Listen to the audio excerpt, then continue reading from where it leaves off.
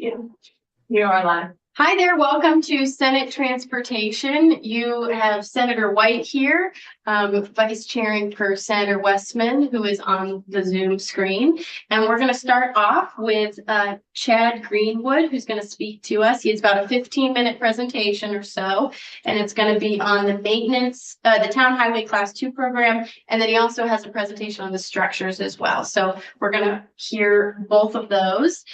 So Chad, if you wouldn't mind introducing yourself and then whoever you've brought as a fellow AOT member. Sure. So I'm Chad Greenwood. I'm the transportation maintenance engineer. Ashley Atkins, she's the deputy maintenance director. Great. Do you know all of us in the room? Have you met? I do not. Well, Senator Brennan, would you mind kicking us off with an intro? Sure. I am Pat Brennan, senator from Grand Isle County. That's the 14 years in House transportation. Andrew Perchlick from the Washington district. We're in that on this committee for the last 6 years. Well, could you mind introducing yourself? Sure. Logan Woodbury, I'm fiscal analyst with the Fox Fiscal Office. And then this would be where Senator Harrison is, but she's not with us right at the moment. Okay, take it away, Chad. Oh, and then Senator Westman is on the screen. Go ahead.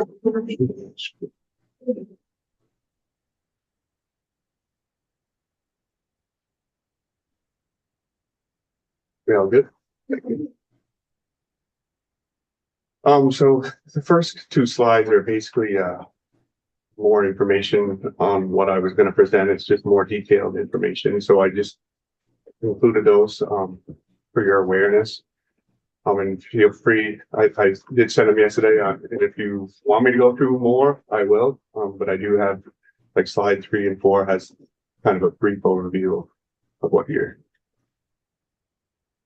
I'm going to present.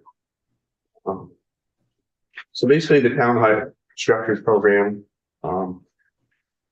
statute 7.2 million. And if you have any specific questions that you want to go over, just feel free. These are state grants for bridges, culverts, retaining walls on class 1, 2, and 3 town highways. The max award's $200,000 per town. It's a local match of 20%, but the total costs are 10% if town adopts codes and standards. The town application and selection process is through the maintenance program, the district project managers. As you can see, from the last fiscal year, 25, 24, 23, everything's been about 35% funded from what's been applied from the towns. So that is a brief overview of the town highway structures. I know there was some specific questions that Joel or Senator Westman had for Joel, and I don't know if you guys want to ask them or we'll just do that after my little presentation. Yeah, let's wait and hear your full presentation. Sounds good. I think you might answer some of the questions based on what I've seen. Yep. Ready. So that's a brief overview of the what's applied per year and what is funded through this program. We'll move to the Town Highway Class 2 roadway program. Statute's 8.6 million. Similar as the structures grant program, around a $200,000 max award for the grant per town. The local match is 30% of total cost, or 20% if town adopts local codes and standards. Same application process as the structured program. Similar numbers for the class 2. I should go back. I mean, so the class 2 is basically highways, resurface, and reconstruction of class 2 highways for the towns. Similar as the structures, it's been pretty consistent the last 3 years or so.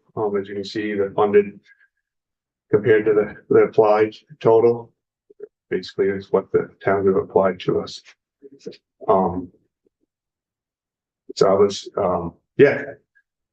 So that is basically the overview of the class 2.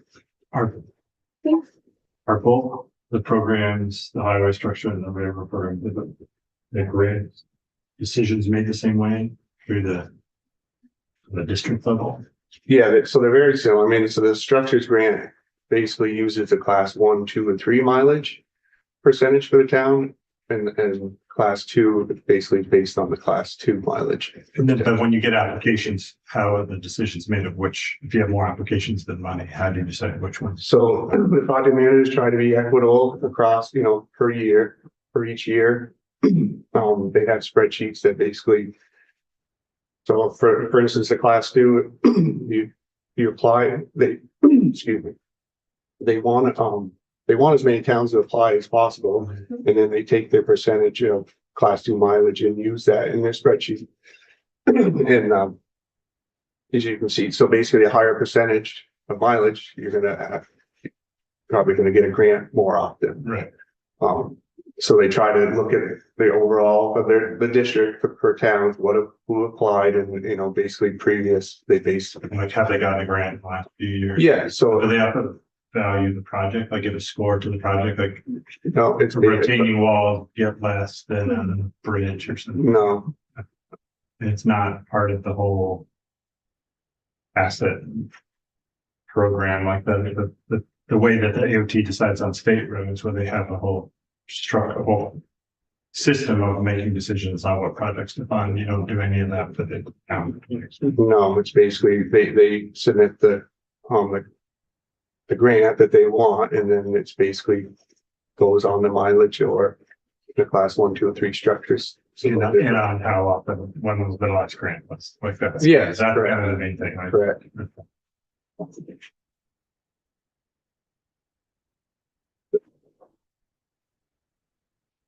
This is the town highway non-federal disaster program. I don't know if you want me to touch briefly on this. This is basically for disasters that don't qualify for FEMA or federal highway ER programs. The past few years, we've spent around 1.15 million, and that has been sufficient funding for us. So far, maybe go 1 year, it might be a little under, 1 year, it might be a little over, but the last 5 years, it's been right around $1 million. So, yeah, I mean, it's basically towns come to us when something, man-made or natural disaster that isn't funded, and we work with them through this program. Oh, Senator Brennan? Is there a percentage that of these requests that don't get funded? Because I didn't see that on here. So You fund them no matter we what. try to fund it. Every Yes. request. Yeah. So what you're saying, if you funded every request that was made in 2024 or? I believe so, yeah. Oh, So I will back up. I guess it's a little bit is if the towns, maybe a culvert that has been failing for the last 20 years and then it failed on its own. So that's where, we would review that to see if this program's the proper, or if they should have been, applying for a grant previous. So that might be something that comes up that maybe they possibly wouldn't get, an emergency grant.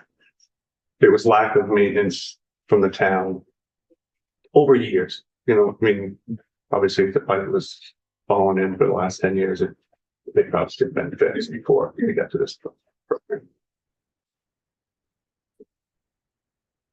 The dollar amounts that you're putting in here are for this fiscal year 25, I see.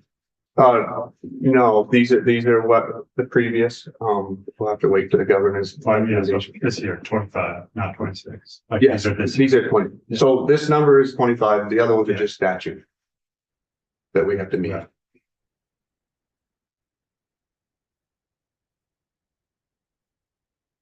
So in these, I just included kind of based on, I did talk with Joel briefly about his previous testimony, and they sounded like you were looking for some numbers. So I basically gave what we funded and kind of what was applied from the town for each district for each fiscal year for the last, I think I have 25 back to 21. As you can see, I mean, they're pretty consistent. For example, fiscal year 25, it was 67 funded out of 103 for the structures. we could just go to structured first. If you go back, same, it's very similar in 24, 66 to 114. Similar in 23, 24. I mean, 23 and 61 with 109. Class 2 is very similar, as you can see on the numbers. 22 was a little different because it was due to COVID, I believe. Funding was doubled up. But so that's kind of, oops, excuse me. And feel free if you got questions on the, I mean, this is just more of a breakdown as far as what we've provided through these programs. Yeah. I was about to raise my hand, but. Sure. So Chad, thank you so much for presenting kind of the overview for us. And I realize that we may have asked you kind of a broad scope to come in and you really provided us with some good numbers. I think the main reason that, and I don't want to speak too much for Senator Westman, but the main reason that we wanted to dig a little deeper in this is twofold. The first is that we were given numbers by AOT that showed that a significant chunk of your buying power is reduced for state level projects. And our assumption, just my assumption, is that that probably would similarly be affecting towns, that they would also have much lower buying power and their ability to purchase materials, labor, all of the stuff that goes into completing a project. So I think our question was, how is that being reflected in the grant programs? Are you seeing that in reality on the ground? Are we getting less with more money? And how is that affecting our towns from your vantage point is one of the big questions. And then the other question, I think, is how is it being distributed? You know, are we seeing kind of a quality of region and rural communities in the same way we might be seeing in other areas? So I think those were kind of the two main philosophical points we were trying to get across by asking you to come speak to us. So I'm wondering if you could reflect on both of those. So kind of like the inflation piece. Yeah, exactly. So these programs, I did try to run some analysis to see, you know, to bring here, it's very difficult. So like for the structures program, they're kind of like lump sum projects, and it's very hard to do analysis on because everything varies, right? The size of the pipe and possibly the project's different. Through the structure program and the class 2, both of them pretty well. We're not seeing a lot of time extensions. We're not seeing even requests to increase the cost of the grant either, you know, very minimal. Interesting. So through this program, I'm not seeing a lot of no inflation numbers that are standing out. It's not like they're doubled. And I don't know if it's because it's, you know, the contracting world is working directly for the towns. It's a pretty simple process for the towns. You know, they get invoiced and that's pretty much all they need for us to show that they paid the contractor. The class 2 is, I did run a quick analysis on some bid numbers as far as the biggest item probably would be pavement. And it's staying like $10 to $15 per ton, you know, so I really don't, and I know it's not like that for our maintenance projects and, you know, construction projects. So, I don't have a great answer, I guess, for that. I mean, we're not seeing the towns, the PMs aren't coming to me and saying, you know, the towns are saying we can't do this project because it's 25 or 40% higher than what we estimated. That's really interesting information. That's, I think, counterintuitive to what we heard the other day. So I wish we could have that situation occur at the state level too. It sounds like our local government officials are getting good deals, so. And like I said, it's very hard for us to analyze, especially the structures programs. But that's all basically, I'm not seeing a huge inflation on the town, and I would assume they would be coming to us if that was the case. I think some of us have heard individually from our own communities that they don't feel that they have enough financial resources to do some of the projects that they want to do. But if that's not being communicated to you, then that's a whole nother situation. I would add, I guess, it's like some of these bigger structures projects, the PMs do work with the towns. Maybe they'll do the engineering costs on one grant, and then when the final project can do another grant. So I mean, the project managers work as best they can with the towns. Over 2 years. Yeah. Keep it on. Try to, and it's, so they actually get some additional money reported to them. And for the geographical distribution of projects. Oh, hey, Sandra. For the geographical distribution of projects, I see that you've got all the districts 1 through 9, and I think Windsor is 6. I don't remember what district we are, but I was trying to remember. I need to pull the map. Or I think Yeah, us to have it to one maybe. Yeah, I think 4. you were 4. Okay, that makes sense. But I'm just noticing there are some differences between some of the districts and kind of the number of projects. You know, we've got as low as 8 projects in District 7, but then 18 in District 6.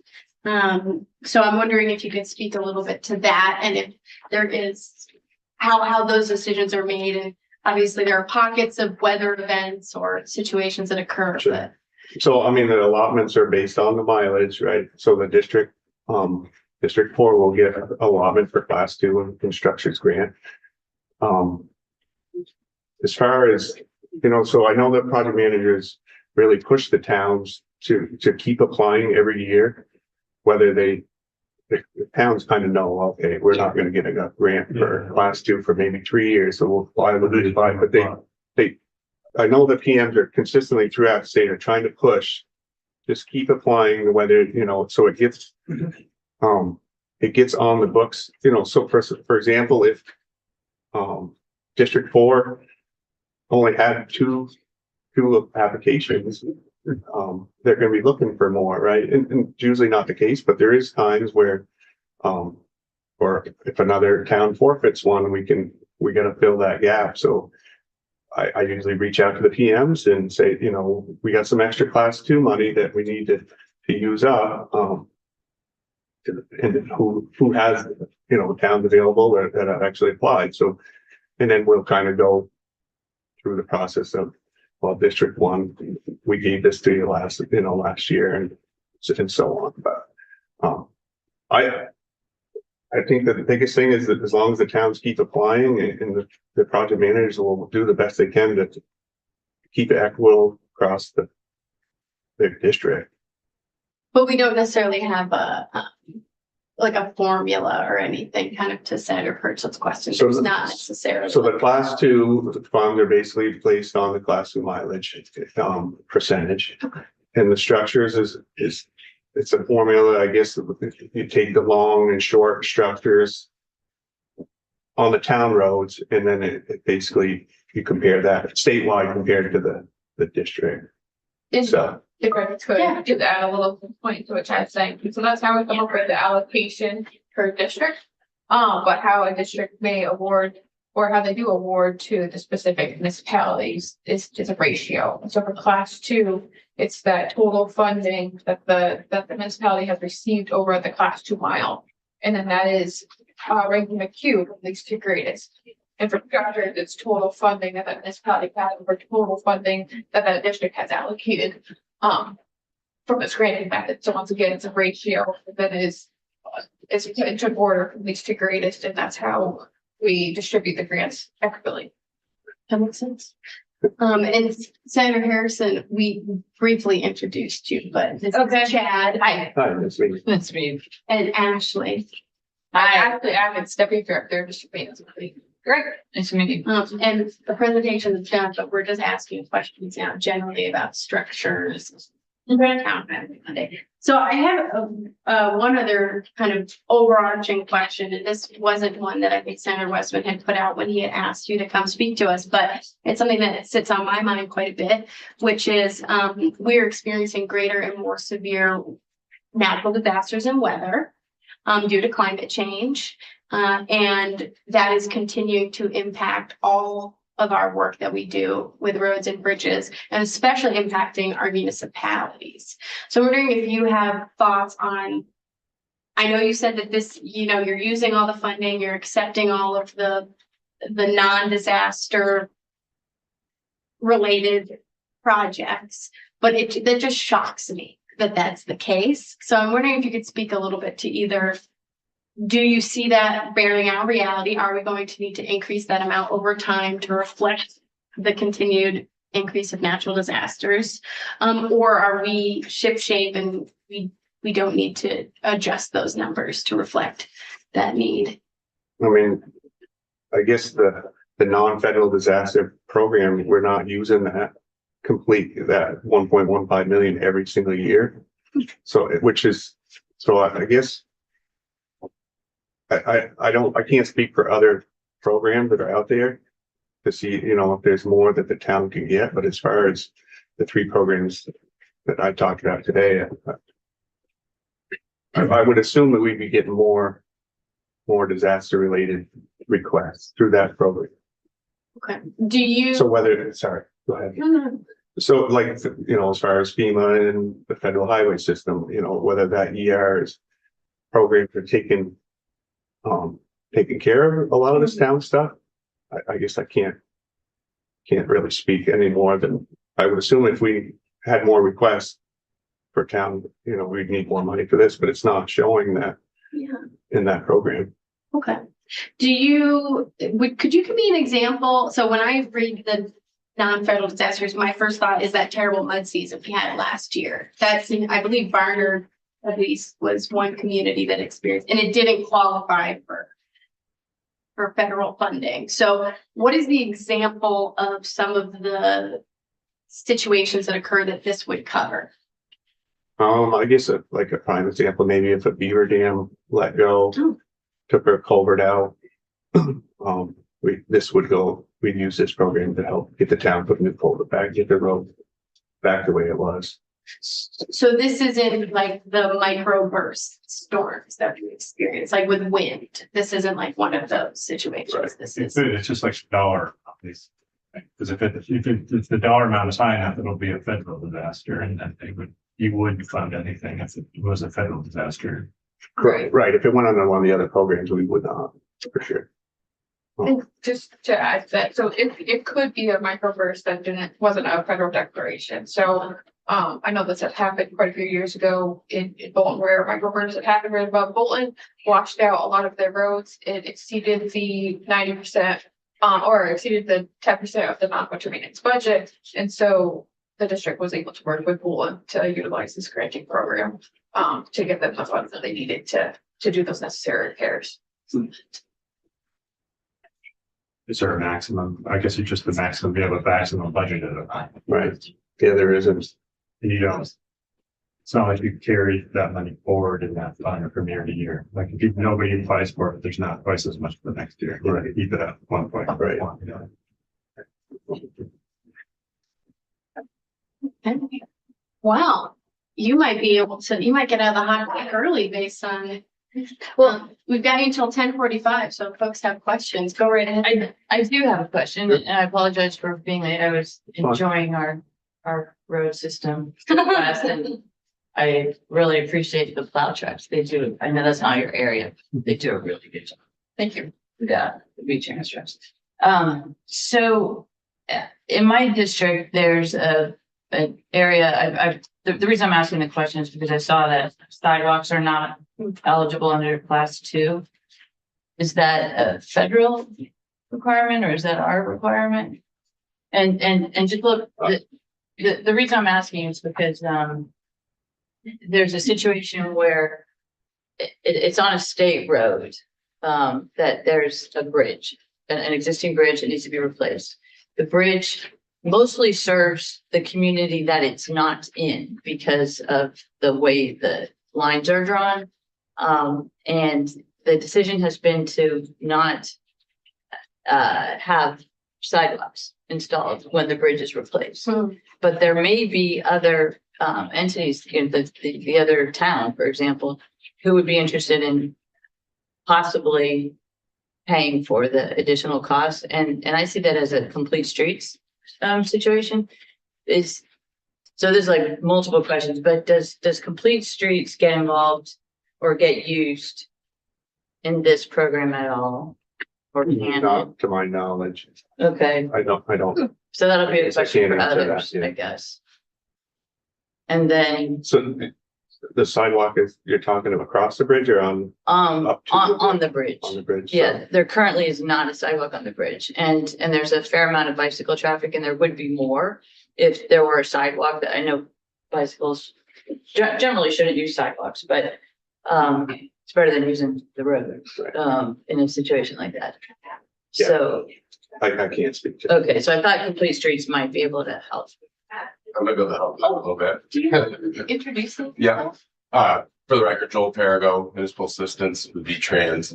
So the bike ped grants go through my group. So we have had examples where we've partially funded projects. I don't know what the other funding sources are for the project you're speaking of, but for example, South Burlington, Wilson, South Burlington. They're jointly owned. Yep.